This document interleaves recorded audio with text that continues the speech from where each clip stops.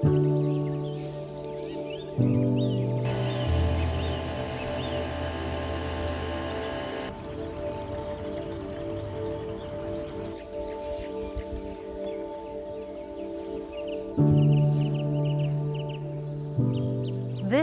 problem of having disconnected forests needs to be resolved because tigers need large areas to roam and we need large areas of contiguous forests. Sebab kami tengok dalam kamera trap tu, barang dalam hutan tu kan, perhatian dalam hutan tu dah semua dah, anak dia tu dah besar, kita gembira lah. Sebab dah tubuhkan kawasan ni. It's the patches of forest which are really the ones that are threatened. The concern is that these are the last frontier, the last genetic and diversity banks of the world, really. The rainforest of Malaysia is among the world's most ancient and most diverse. It's home to megafauna like the threatened Asian elephants and the giant bovine, the gaur, to endangered tigers and the animals they prey upon. It's not only the animals that live within Malaysia's forests that are at risk. A study by an international conservation group found that nearly 1/3 of the world's tree species are in danger of being wiped out. And Malaysia is among a handful of countries where the most tree species are at risk.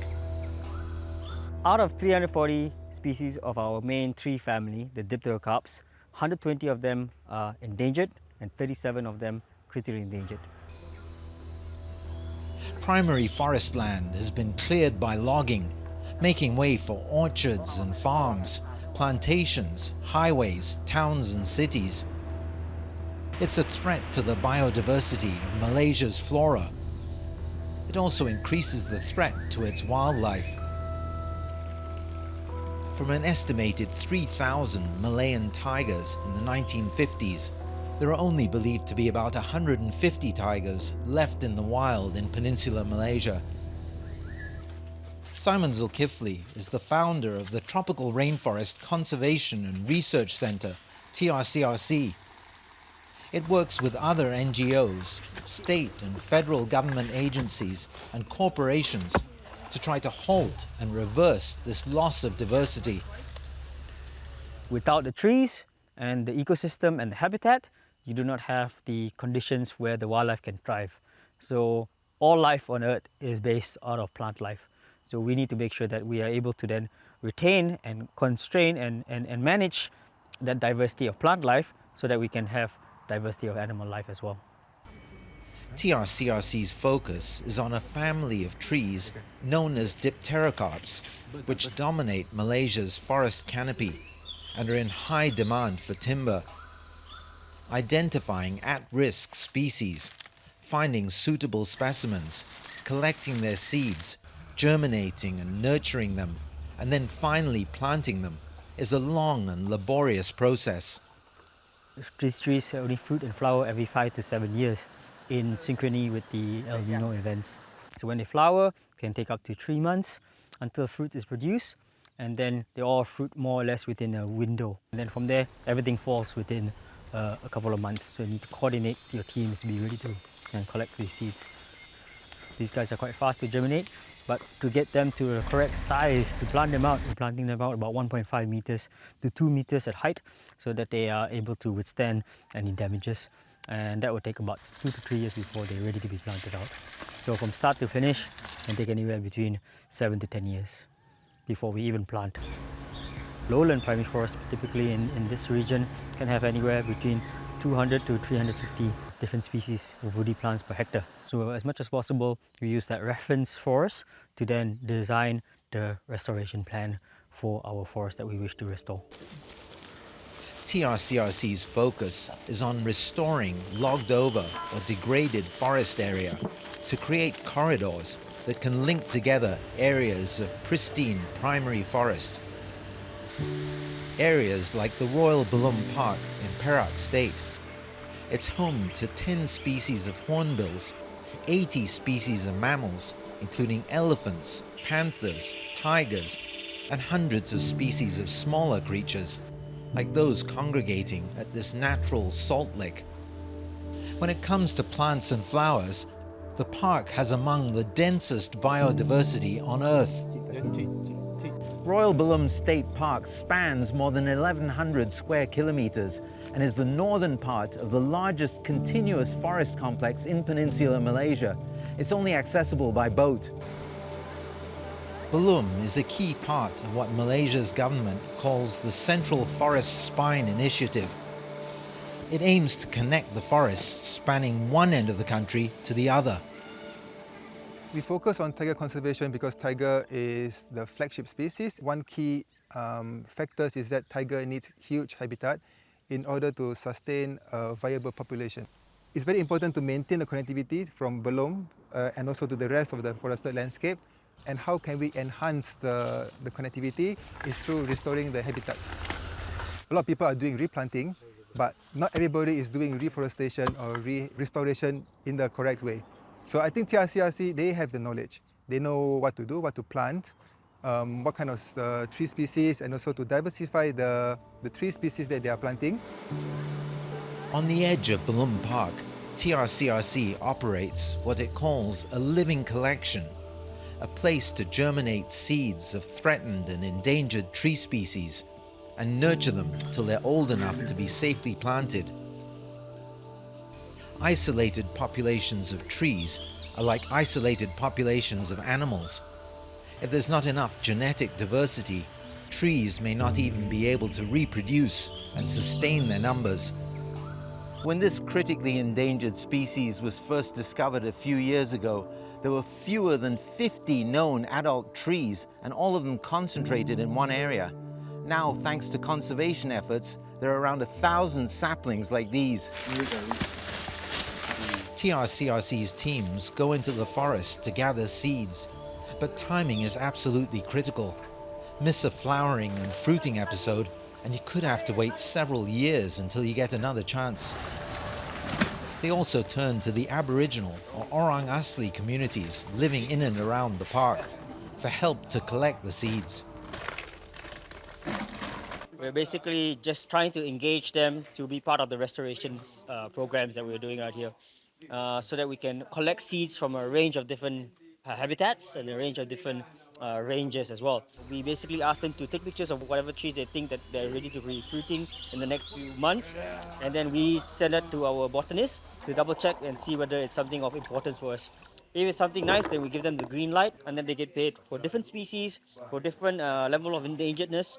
They have a different pricing for that. It's a welcome income for the Aboriginal communities. Kita rasa gembira lah sebab untuk penduduk kampung kita lah, sebab anak-anak buah kita dorang nak makan. Jadi kalau cari pokok-pokok ini dekat ke dengan di kampung, dari kampung? Jauh. Kena pakai bot dah. Bot minyak pun RM60 pergi balik. Banun sebab pembalakan dah habis pokok-pokok tak ada lah. Around 1,000 Aboriginal people or Orang Asli live in scattered settlements within the boundaries of Royal Belum Park.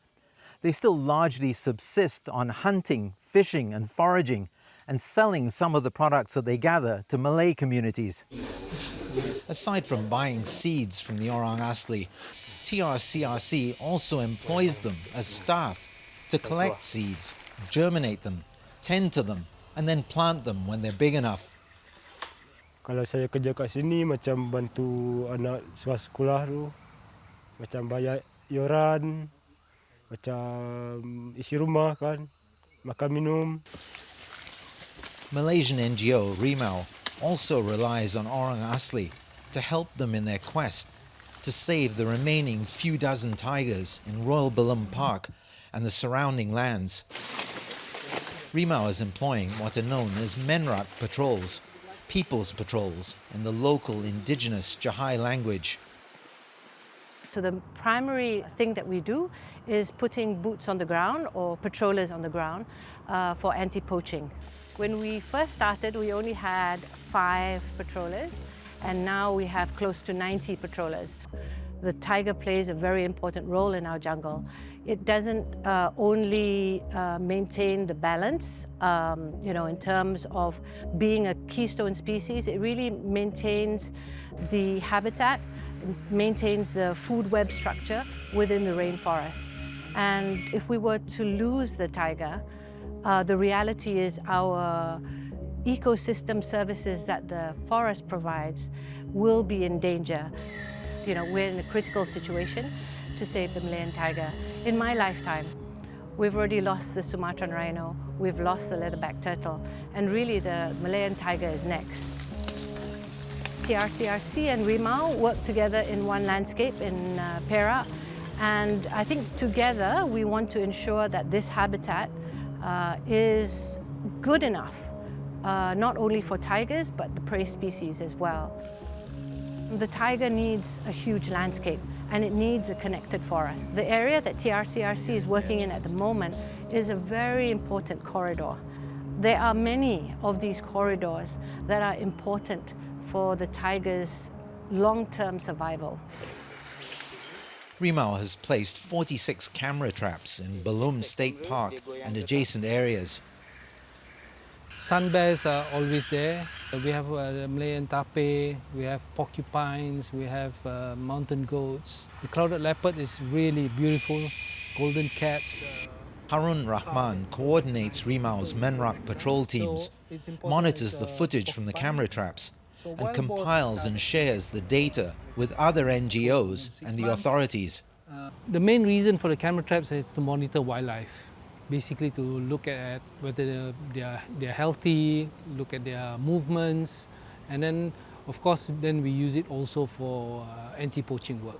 Okay, we have two types of camera traps. The basic camera trap that we have, these are the ones that we have to go in, put in, and we have to retrieve the pictures from these every once in a while. But these are a different type of camera trap. It's got a cellular signal.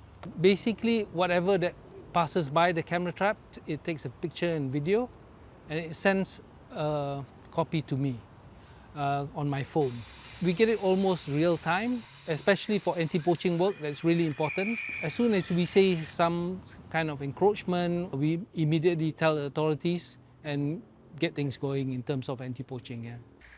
The camera traps and patrols also help determine if there are enough prey animals for the tigers to feed on.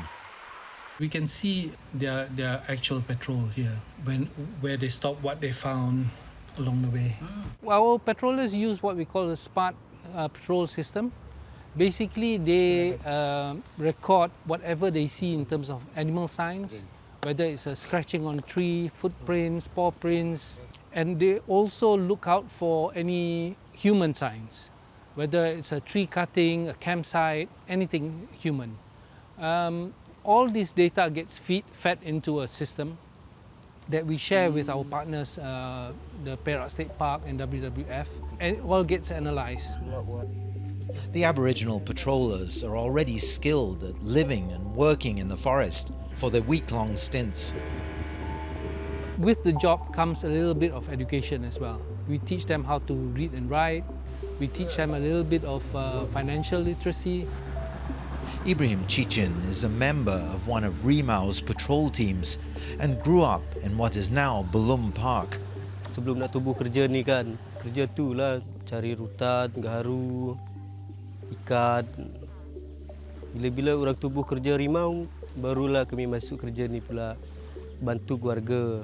Lepas tu dapat duit, bantu keluarga beras 10 kilo, kadang bagi duit.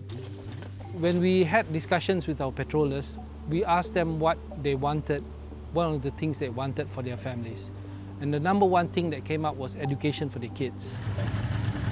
So Rimau and its partners have built rudimentary schools to introduce the orang asli to basic education. Yang saya besar kat sini, bukan saya nak pergi dekat sekolah pun tak ada. Kat besar dalam hutan ni je. Orang masuk sekolah tu, orang tengoklah, oh ni kan huruf A, huruf B. Macam itulah sebab orang kenal. Sebab orang besar sekali lagi, semestilah dekat depan sana, semesti orang masuk Rimau juga. The Perak Parks Authority works with NGOs like Rimau and WWF Malaysia to engage the orang asli to help protect the forest and its inhabitants.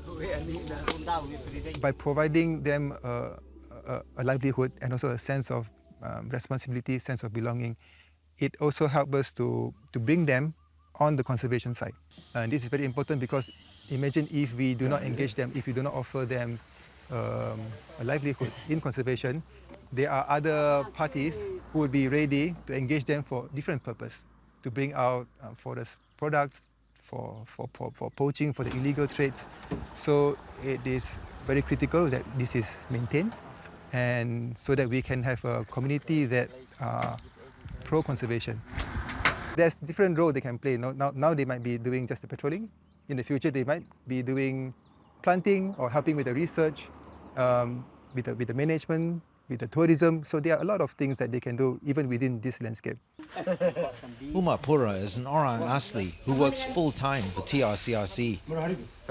Kalau yang macam pokok ni kita tanam, macam anak cucu kita nak tengok pokok tu, dia nak tahu kan nama pokok tu. Kita pergi kan, kita tempat sejuk, dia tak panas kan. Kalau macam pokok ni kan, banyak binatang tu, dia datang kan. For now, the work of TRCRC to turn logged-over land back into thriving, diverse forest is in the early stages, given that it takes decades for these trees to reach maturity. For an example of what's possible when it comes to forest restoration in this country, you only have to travel a short distance from the capital Kuala Lumpur to the Forest Research Institute, Malaysia, FRIM. A century ago, this area was degraded land, covered by farms and abandoned mines. Now, it's near pristine forest. The Research Institute is playing a key role in doing comprehensive cataloguing of trees and plants. We need to know what we have so we can conserve and protect them. Other than documentations, we also conduct conservation and monitoring, especially for threatened plants. So why we are doing all this assessment is to identify which species is threatened. And also with this information, we can set priorities because Malaysia is a mega diverse country. We have to optimize our resources in terms of financial and human resources. There's two conservation approaches. One is in situ, where we actually protect the population in their own natural habitat. And the other type of conservation is the ex situ, where we bring out from the natural habitat and we conserve outside of the natural habitat, for example, in arboreta, in botanic gardens.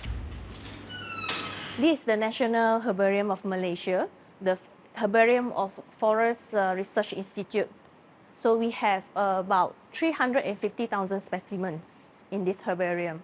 We rely a lot on the information on the specimens for our conservation work. But because specimens provide us data, information about the characteristic of the plants and also the information on the locations and the habitat. So we know where the species is found and also at what altitude and the type of habitat. Conserving flora is actually as important as conserving the fauna because flora and fauna actually relies on each other.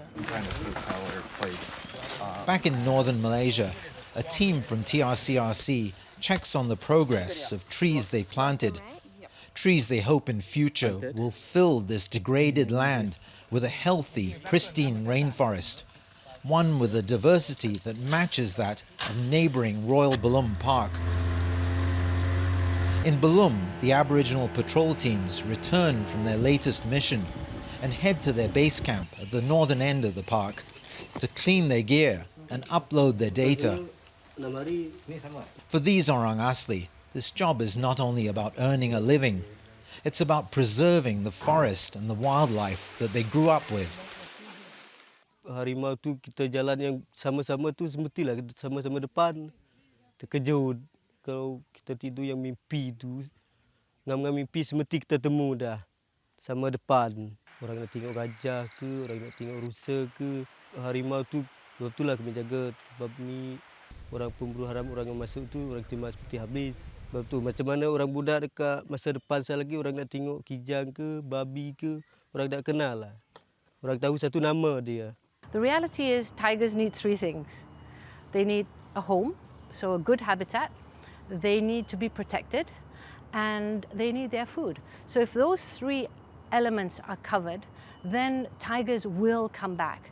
This is the very critical point that we're at right now. And safeguarding biodiversity and safeguarding this kind of last frontier is basically an insurance policy that we should all buy into and adopt in order to protect our future generations.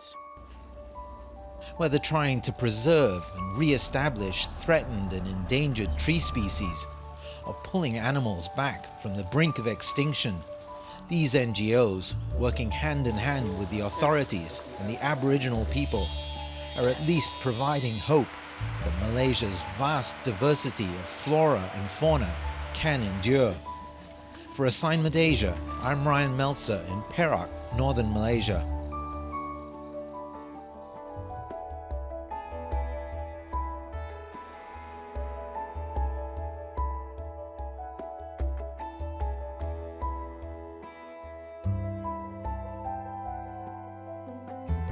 Share your thoughts and contribute story ideas for future shows by contacting us on social media.